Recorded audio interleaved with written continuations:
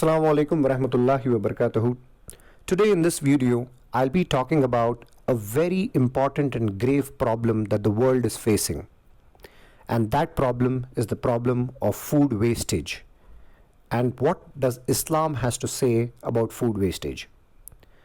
Let's look at some statistics which will make us horrified at the amount of food wasted by humans. Roughly 1/3 of the food produced by humans for human consumption is wasted annually on a global scale. This is equivalent to 1.3 billion tons of food wasted.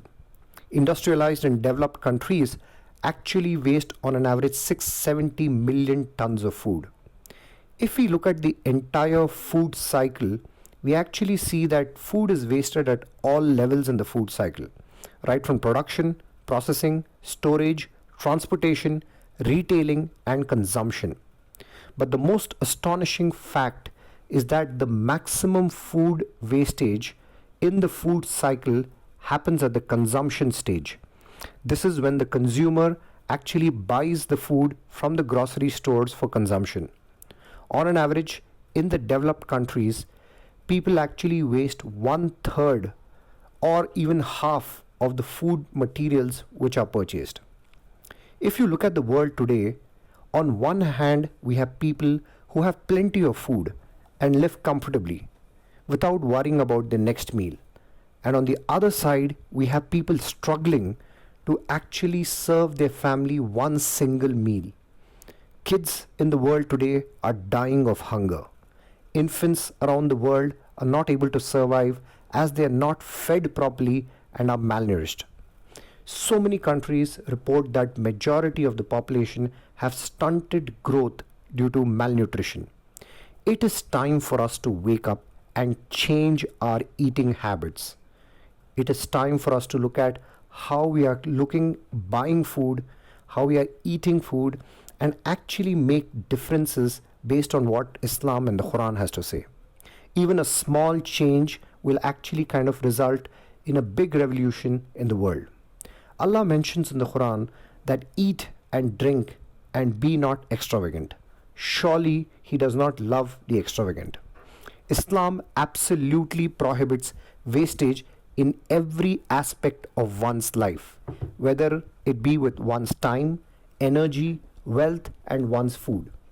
If Allah subhanahu wa ta'ala has blessed us with food and health, then one must be grateful to Allah subhanahu wa ta'ala and must strive to share and distribute excess food among the poor and needy in the society. So here are few things we can actually start doing from today to avoid wastage of food and actually feed the poor and needy who deserve it the most. Point number 1. If you are cooking a meal or ordering in a restaurant or eating a buffet, do not fill your plate more than you can eat and discharge the rest in the dustbin. Leftover food must be saved for the next time or should be neatly packed and given to the needy. If there are no needy people around, it should be given to the animals. Point number 2. Do not overeat just because there is food and sweets at home and spoil your health. Give it away immediately to the poor. Rasulullah sallallahu alaihi wasallam said that nothing is worse than a person who fills his stomach. It should be enough for the son of Adam to have a few bites to satisfy his hunger. If he wishes more, it should be 1/3 for food, 1/3 for liquid and 1/3 for air. So please do not overeat just because there is food at home. Point number 3. Sayyidina Jabir reported that the Prophet sallallahu alaihi wasallam mentioned, when one of you eats his meal and a morsel falls down, he must pick it up and remove the doubtful portion and eat the rest. He must not leave it for the devil. So let's make a change and respect every single grain of food and thank Allah subhanahu wa ta'ala for this amazing blessing. Point number 4. When you are shopping for your monthly groceries and weekly groceries, make sure you shop a small portion and some important things which can be distributed to the poor. at the least a few biscuit packets to feed the dogs and gain the reward.